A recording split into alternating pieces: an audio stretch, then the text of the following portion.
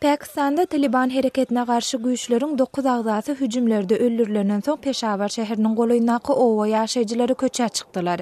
Ýurdun polisiýasynyň berýän maglumatyna görä söýüşçüleriň topary milisiýanyň başlygynyň Badabher owasynaky öýüne hüjüm edip, milisiýany we başga da 8 adamy öldüripdir. Ýaşaýjylar resmileriň öz owasyny yaraly ekstremistlerden goramakda şowsuz bolýanyny aýdýarlar. Qazaqstanda Milli Pul Birligi teňäniň hümmetsizlendirilmegi bilen bagly çäräniň ýygyny ýurtda onlarça ýaşaýjy Almatydaky Milli Bankyň binasyna tarap ýürüýüş geçirdi. Protestçiler bizim pulumuzdan eliňizi çekin diýen şygarlary gyýryp bankyň başlygynyň wezipesinden çekilmegini talap etdiler.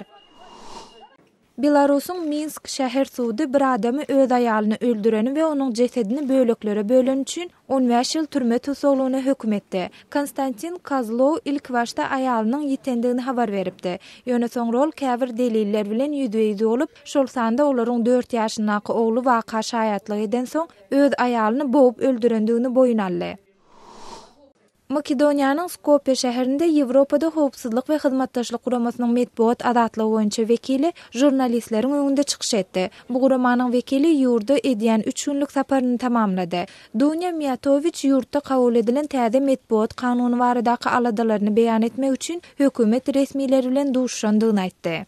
Siz Adatlyk radiosynyň şu günkü täzelikleri bilen tanış bolňyz.